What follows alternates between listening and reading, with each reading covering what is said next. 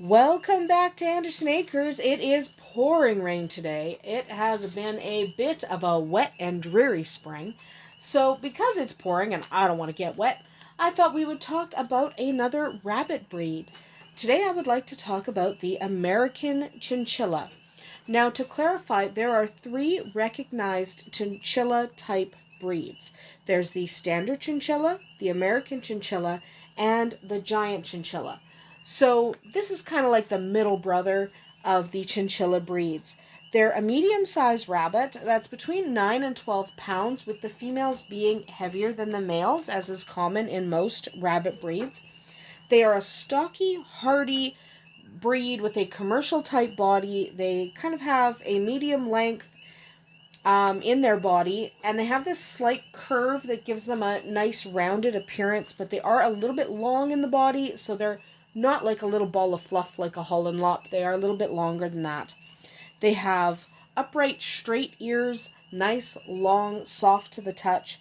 They have this rollback fur, which rollback fur simply means if you take your hand and you run it in the opposite direction of the fur, that fur slowly returns to its original position instead of being flyback, which almost snaps back in place. So the fur does settle itself. It just takes a minute.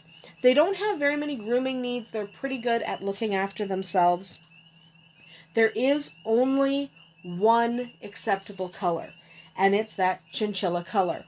Any other color is unacceptable in any association. They're an American chinchilla, not an American, oh, I happen to turn out black.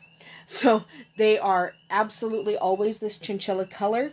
The chinchilla coloring actually comes because the fur is actually black and white banded hair shafts. So if you were to look at a hair, look closely, you'll see it's got black and white bands. That's why they have that chinchilla coloring.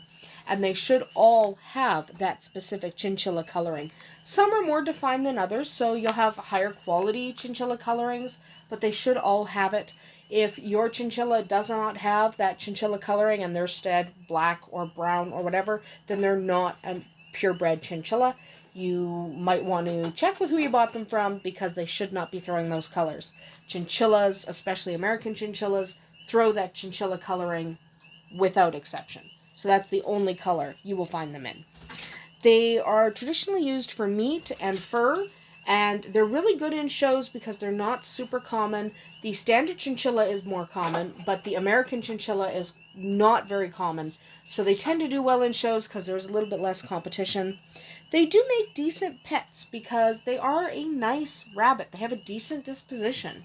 They're friendly guys if you can find them. They're not super common. They are a good breeder. They usually produce 6 to 9 kits per litter. So if you do get your hands on a breeding pair, you will go from 2 rabbits to lots of rabbits very quickly because they do have decent sized litters. They are still listed as critically endangered by the Livestock Conservancy, and that's simply because there wasn't a lot of interest in them for a long time.